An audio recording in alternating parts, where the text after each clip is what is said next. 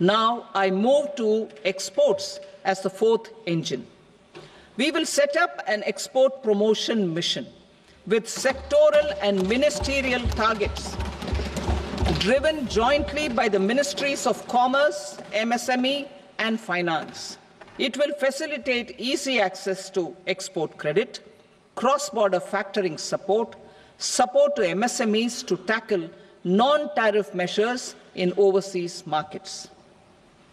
A digital public infrastructure, Bharat Trade Net, for international trade will be set up as a unified platform for trade documentation and financing solutions. This will complement the Unified Logistics Interface platform.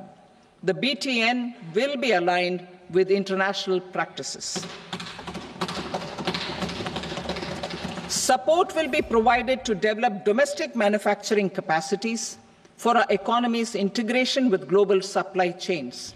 Sectors will be identified based on objective criteria. Facilitation groups with participation of senior officers and industry representatives will be formed for select products and supply chains. Through this, there are huge opportunities related to Industry 4.0, which needs high skills and talent. Our youth have both. Our government will support the domestic electronic equipment industry to leverage this opportunity for the benefit of our youth. A national framework will be formulated as guidance to states for promoting global capability centers in emerging Tier 2 cities. This will suggest measures for enhancing availability of talent and infrastructure, building bylaw reforms, and mechanisms for collaboration with industry. Our government will facilitate upgradation of infrastructure and warehousing for air cargo, including high-value perishable horticultural produce. Cargo screening and customs protocol will be streamlined and made user-friendly. Reforms as the fuel.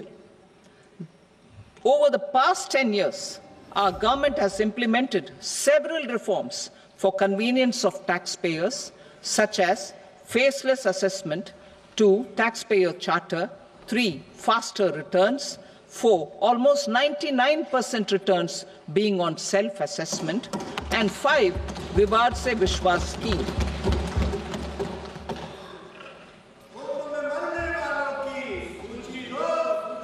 Continuing these efforts, I reaffirm the commitment of the Tax Department to trust first, scrutinize later.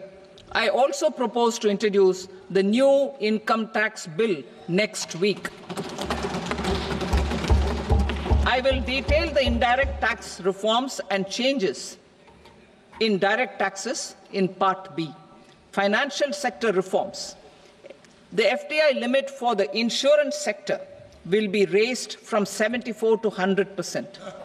This enhanced limit will be available for those companies which invest the entire premium in India. The current guardrails and conditionalities associated with foreign investment will be reviewed and simplified.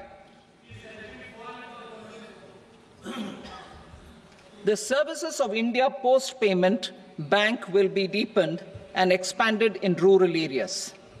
Public sector banks will develop Grameen Credit Score framework to serve the credit needs of SHG members and people in rural areas. A forum for regulatory coordination and develop the credit needs of SHG members and people in rural areas. A forum for regulatory coordination and development of pension products will be set up. To implement the earlier announcement on simplifying the KYC processes, the revamped Central KYC Registry will be rolled out in 2025.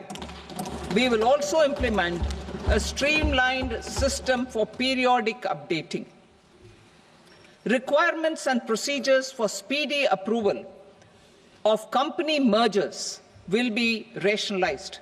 the scope for fast-track mergers will also be widened and the process made simpler.